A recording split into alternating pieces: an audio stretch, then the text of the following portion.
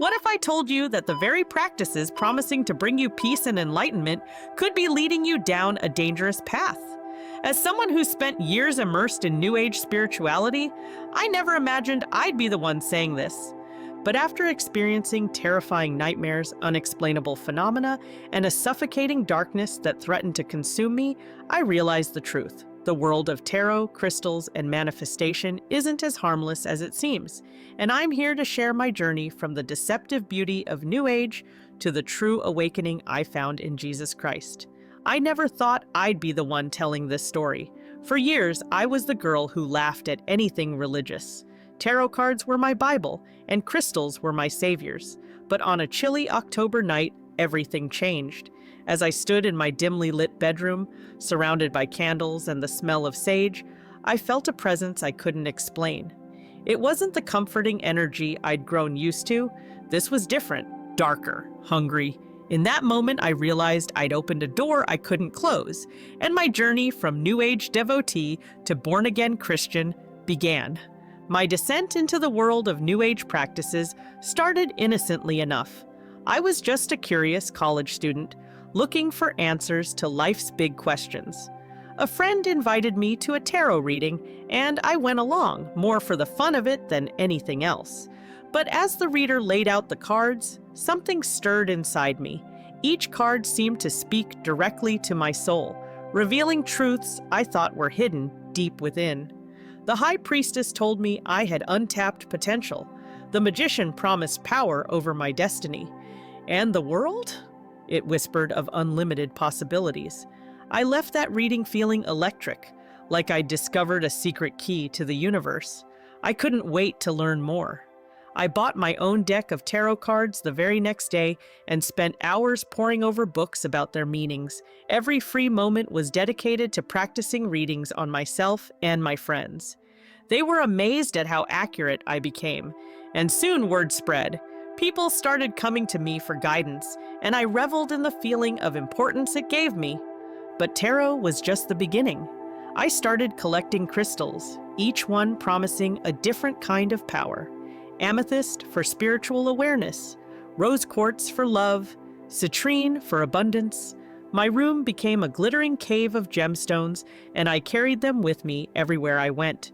I'd hold them during important meetings or exams, convinced they were channeling cosmic energy to help me succeed. Every morning, I'd consult my horoscope, letting it guide my decisions for the day. If Mercury was in retrograde, I'd avoid making any big choices. If Venus was aligned with Jupiter, I'd push for that promotion at work. My life became a carefully choreographed dance with the stars, and I felt special, like I had access to hidden knowledge others couldn't see. But looking back, I realized I was just scratching the surface of something much darker. Each step I took into the world of New Age spirituality led me further from the light, though I couldn't see it at the time. I was so caught up in the thrill of discovery, the feeling of power it gave me, that I didn't notice the subtle changes happening in my life. My relationships started to suffer. I'd cancel plans with friends if my tarot cards advised against going out. I'd judge potential partners based on their astrological signs rather than their character. Even my family started to worry, but I dismissed their concerns as close-mindedness. I thought I was evolving, becoming more enlightened. In reality, I was isolating myself, building walls between me and the people who truly cared about me. As my obsession with New Age practices grew, so did my hunger for more knowledge, more power. I started attending workshops and retreats, spending thousands of dollars on courses promising to unlock my psychic abilities or teach me how to manifest my dreams. I'd sit for hours in meditation, trying to open my third eye or connect with spirit guides. Sometimes I thought I felt something, a presence, a whisper, a fleeting vision, but it was never enough. I always wanted more. That's when I met Madame Celeste. She was everything I aspired to be, mysterious, powerful, seemingly all-knowing. Her eyes seemed to pierce right through me, and when she spoke, it was like the universe itself was sharing its secrets. She offered to take me under her wing, to teach me things that weren't in any books or workshops. I jumped at the chance, not realizing I was about to step off a cliff into a world I couldn't control. Madame Celeste introduced me to darker practices: automatic writing, spirit channeling, rituals for higher consciousness. She said these were advanced techniques, only for those truly ready to embrace their power. I felt chosen, special. But with each new practice, I felt a growing unease. The whispers I heard during meditation became louder, more insistent. I'd wake up at 3 a.m. every night, drenched in sweat, with no memory of my dreams but a lingering sense of dread. Madame Celeste wasn't like any psychic I'd ever met before.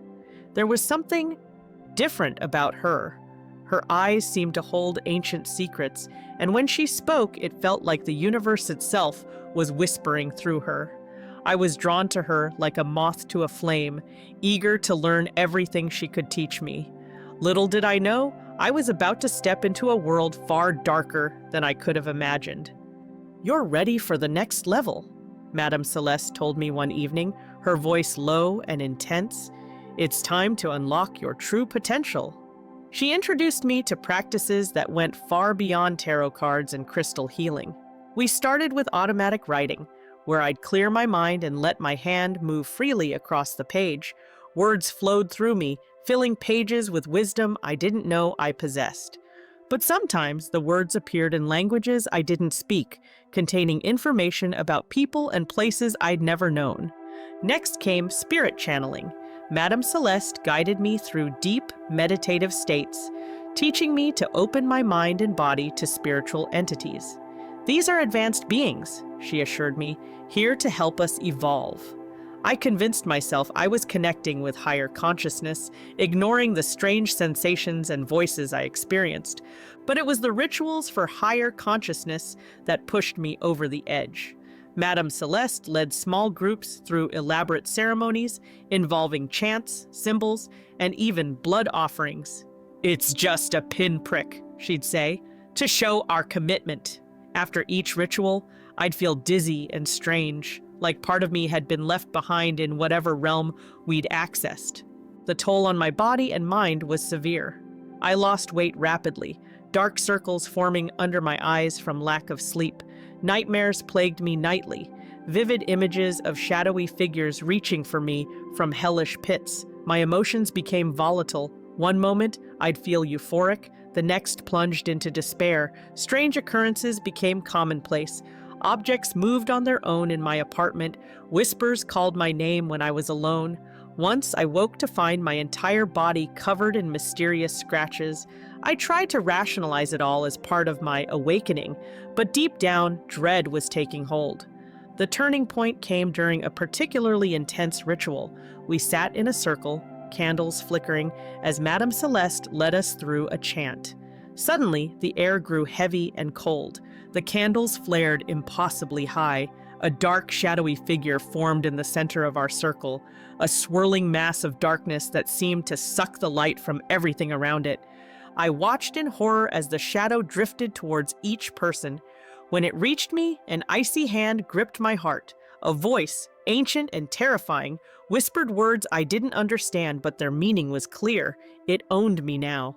The ritual ended abruptly. Madame Celeste looked shaken for the first time. "We've made contact with a powerful entity," she said, trying to sound excited. But I saw the fear in her eyes. Something had gone terribly wrong. I left that night more lost and afraid than ever before. The practices that once made me feel powerful now left me hollow and used. I couldn't shake the feeling that I'd invited something into my life that I couldn't control, something slowly consuming me from the inside out. I thought I was in control, but the truth was far more terrifying. As I lay in bed that night, replaying the events of Madame Celeste's ritual in my mind, a chill ran down my spine. The shadowy figure that had appeared in our circle wasn't just a figment of our collective imagination. It was real, and it had latched onto something deep within me. The first signs were subtle, easy to dismiss as my imagination running wild. A whisper when I was alone in my apartment, so faint I could almost convince myself it was just the wind. But deep down, I knew something was off. The whispers grew louder, more insistent, until I could no longer pretend they weren't there. Every night, like clockwork, I'd wake up at 3 a.m. My heart would be pounding, my body drenched in sweat. The nightmares that jolted me awake were always the same. Dark figures reaching for me, trying to drag me down into an endless pit. I'd lie there, frozen in fear until the sun finally rose. My tarot readings, once a source of comfort and guidance, became eerily accurate in the worst possible way. I'd pull cards that predicted tragedy, and within days, those predictions would come true. A friend's car accident, a coworker's sudden illness. It was as if the cards were taunting me with their dark foresight. Shadows seemed to follow me everywhere. I'd catch glimpses of them in the corner of my eye, always just out of sight. When I'd turn to look, they'd vanish, leaving me questioning my sanity. Was this really the spiritual awakening Madame Celeste had promised? My once thriving career began to crumble around me. I missed deadlines, forgot important meetings, and found myself unable to focus on even the simplest tasks. My boss, once my biggest supporter, started giving me concerned looks. "Are you okay?" she'd ask.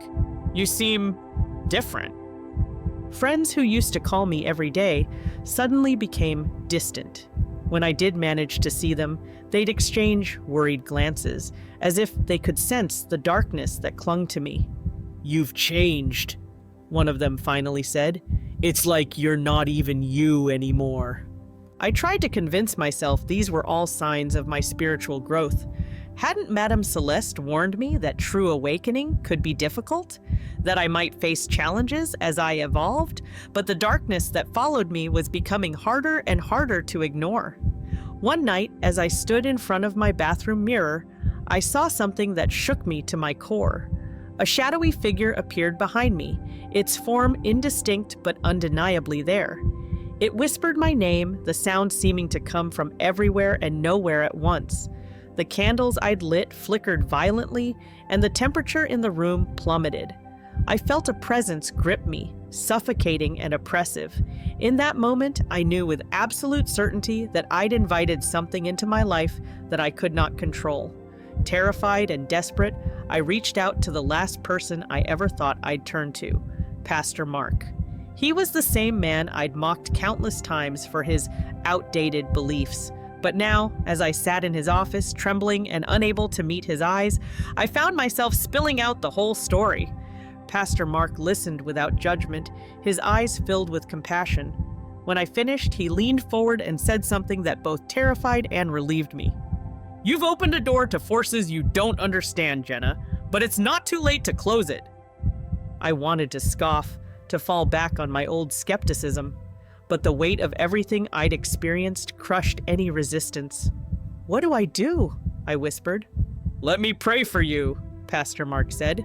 "And then we need to talk about Jesus." That night, I had the most vivid nightmare of my life. I saw myself being dragged into a deep, endless pit. Shadowy figures surrounded me, whispering the same phrases I'd heard during Madame Celeste's rituals. I clawed at the dirt, screaming for help, but no one came. Just as I felt myself slipping into the darkness, I jolted awake. But the nightmare didn't end when I opened my eyes. The whispers continued, louder than ever before. Shadows danced on my walls, taking on grotesque shapes. In absolute panic, I called Pastor Mark. He arrived with 2 elders from his church. As they prayed over me, I felt a physical sensation, like something was being torn from my very soul. The lights in my apartment flickered wildly, and the air grew heavy and oppressive. And then, suddenly, it was over. A peace I hadn't felt in years washed over me. As Pastor Mark and the elders finished praying, I felt a wave of relief wash over me. The oppressive darkness that had been my constant companion for months seemed to lift, leaving me feeling lighter than I had in years.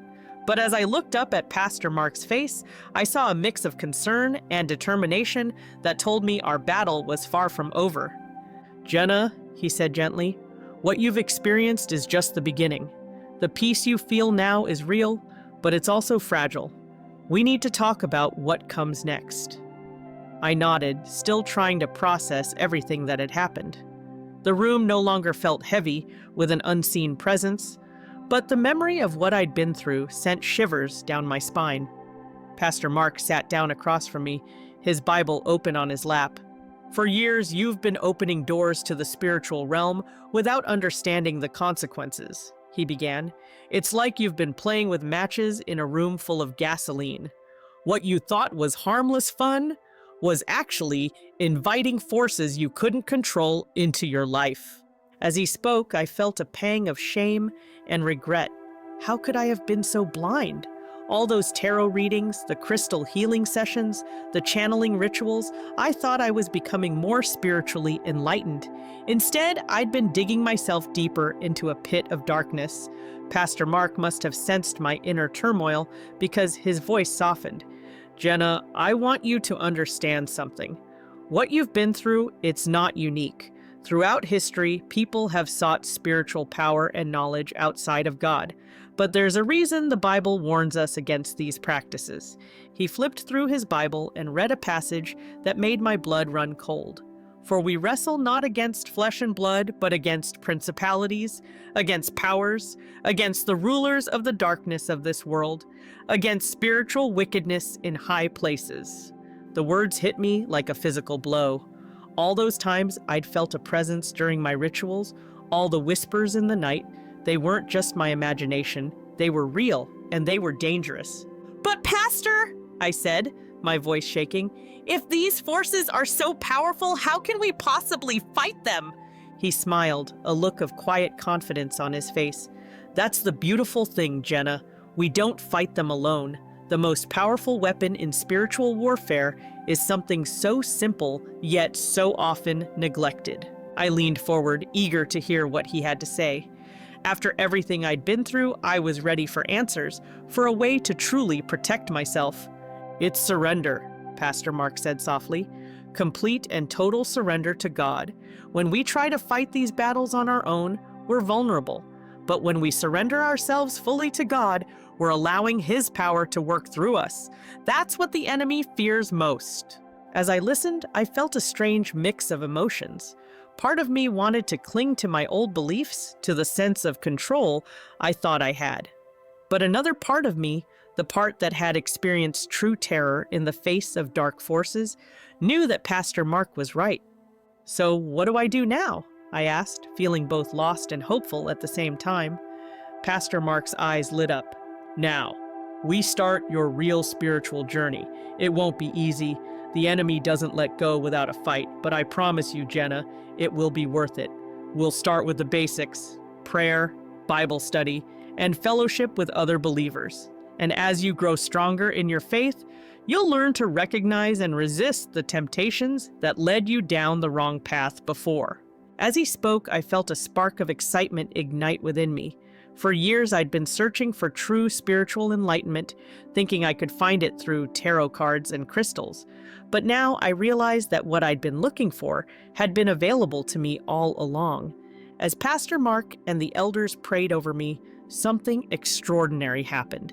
The oppressive darkness suddenly shattered, replaced by a blinding light. I felt myself transported, my spirit lifted from my body. Jesus appeared before me, his face radiating love and power beyond description. "Jenna," he said, his voice resonating through my being, "I have much to show you." With a gesture, he opened a window into time.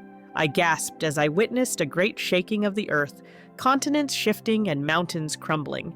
"This is the first sign," Jesus explained. "The earth will groan as birth pains intensify."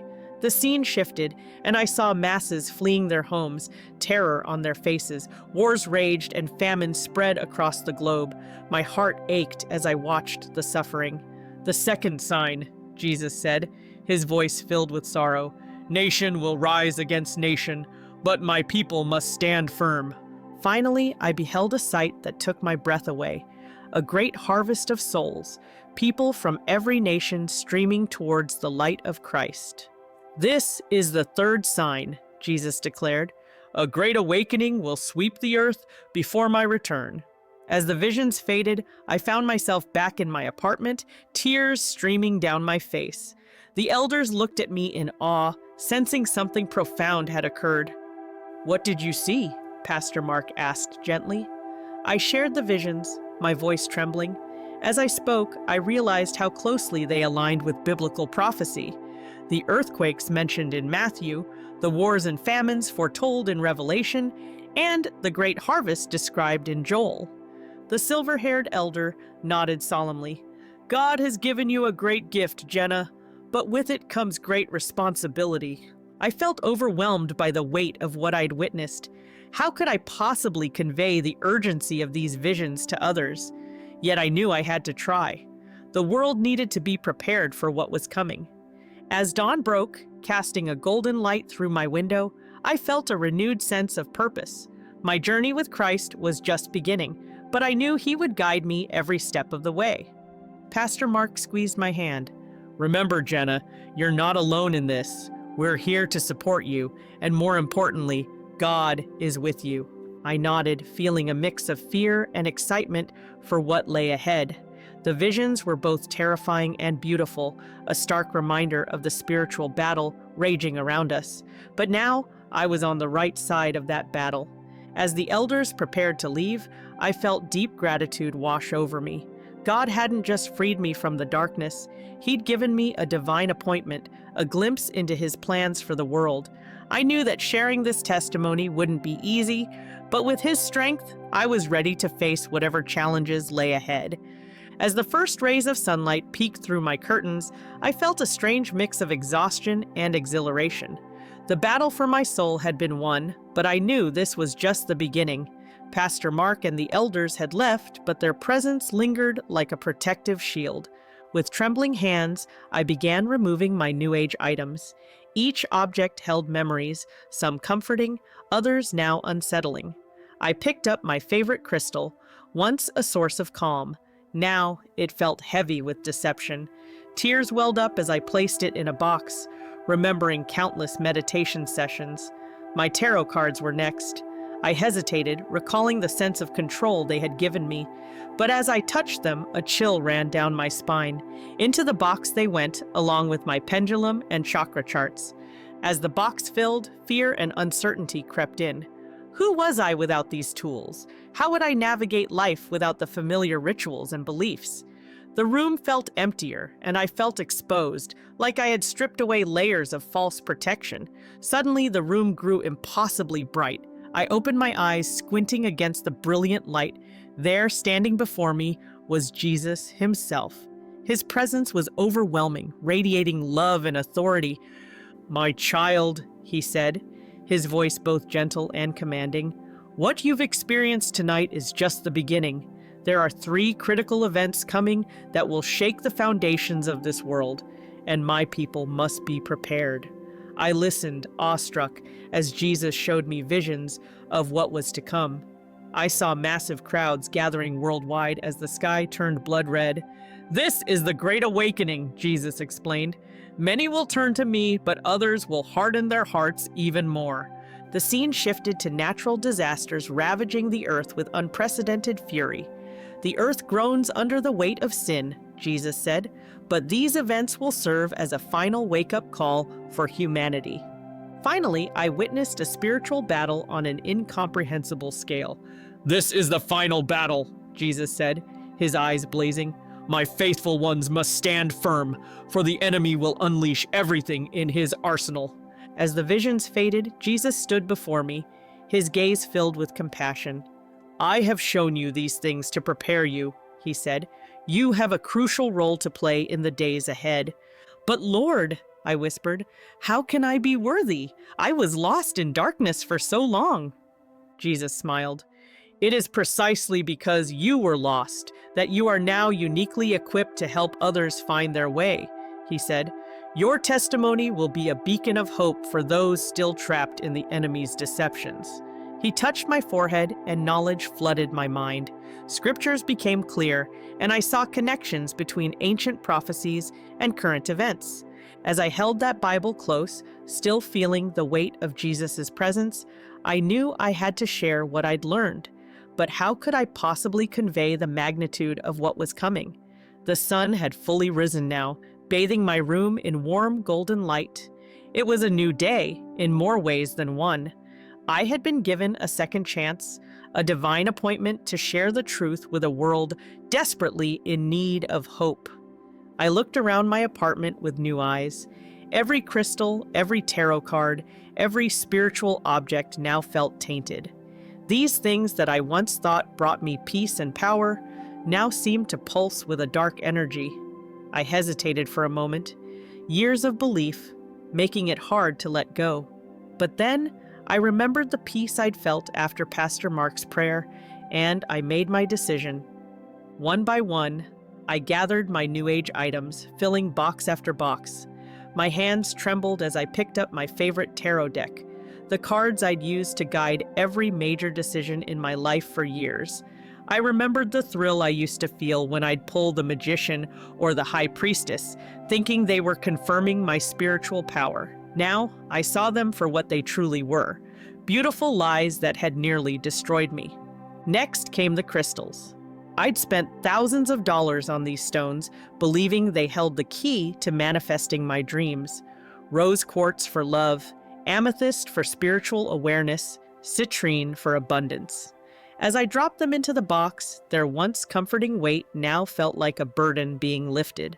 I found my journal filled with automatic writing sessions, pages and pages of what I thought were profound spiritual insights. Reading them now sent chills down my spine. The messages that had seemed so wise and enlightening were now clearly deceptive, leading me further from the truth with every word. Each object I touched brought back memories of the darkness I'd invited in. The incense burner I'd used in countless rituals, the altar cloth covered in occult symbols, the pendulum I'd used for divination, all of it had to go. It felt like saying goodbye to old friends, but friends who had betrayed me in the worst possible way. As I carried the boxes out to my car, I felt lighter with each step. Years of what I thought was spiritual growth were about to be carried away, but I felt not loss, but relief. I drove to a nearby dumpster, my car filled with the remnants of my old life. With each box I threw away, I said a silent prayer of thanks for my deliverance. When I returned home, my apartment felt different. Emptier, yes, but also cleaner somehow. The air felt lighter, as if a heavy fog had lifted. I walked from room to room, amazed at how different everything looked without the clutter of my New Age paraphernalia. But as I stood in my now bare living room, a new fear gripped me. What now? My entire identity had been wrapped up in these practices. Who was I without them? I sank to my knees, overwhelmed by the enormity of the change in my life. That's when I remembered the Bible Jesus had left for me. I picked it up with trembling hands, opening it to a random page. My eyes fell on a passage that seemed to leap off the page. Therefore, if anyone is in Christ, the new creation has come. The old has gone, the new is here. 2 Corinthians 5:17. Tears filled my eyes as I read those words over and over. I wasn't just getting rid of old things, I was becoming a new person. The old Jenna, the one who had been deceived and led astray, was gone. A new Jenna was emerging, one whose identity was rooted in Christ.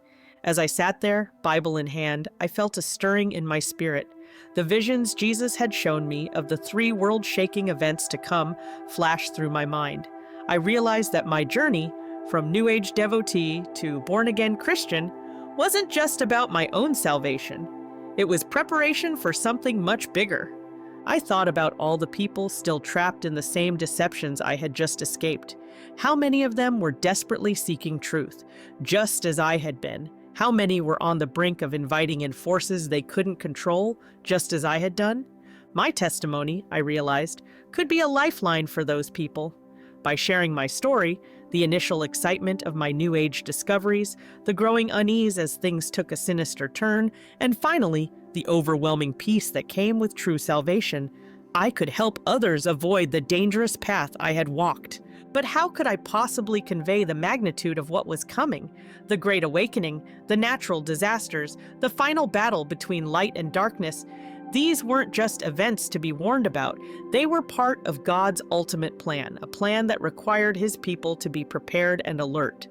As I pondered his words, I realized the emotional roller coaster of my deliverance was just a prelude to the intensity of what lay ahead. But one burning question remained. How would my testimony impact those who were still trapped in the same New Age deceptions I had just escaped? As I sat there, Bible in hand, I felt a surge of energy coursing through my body. It was as if the Holy Spirit was opening my eyes to a truth I'd never seen before. The emotional roller coaster of my deliverance wasn't just about my personal journey, it was preparation for something much bigger. I closed my eyes and took a deep breath, letting the peace of God wash over me. For the first time in years, I felt truly awake. But with that awakening came a sobering realization: how many others were still trapped in the same deceptions I had just escaped. How could I possibly reach them? The next morning, I found myself sitting in Pastor Mark's office, eager to learn more about this new path I'd chosen.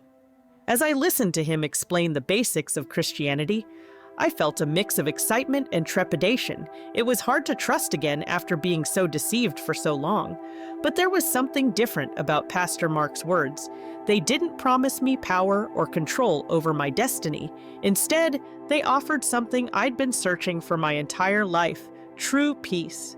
Over the next few weeks, I dove headfirst into studying the Bible. I was amazed to find answers to questions I'd been asking for years. The more I read, the more I realized how little I'd actually understood about spirituality before. It wasn't about manipulating energy or manifesting desires. It was about surrendering to a loving God who had a plan for my life. As I grew in my faith, I noticed other changes happening in my life.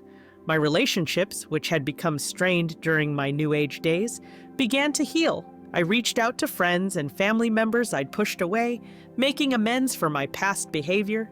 It wasn't easy admitting how wrong I'd been, but the relief I felt after each conversation was indescribable. One night, as I was praying, I felt God nudging me to share my story. At first, I resisted. Who would want to hear about my mistakes? But then I remembered the visions Jesus had shown me, the great awakening that was coming, the millions of people who would have their eyes opened to the deception they'd been living under. I realized that my testimony could be a powerful tool in reaching those still entangled in New Age practices.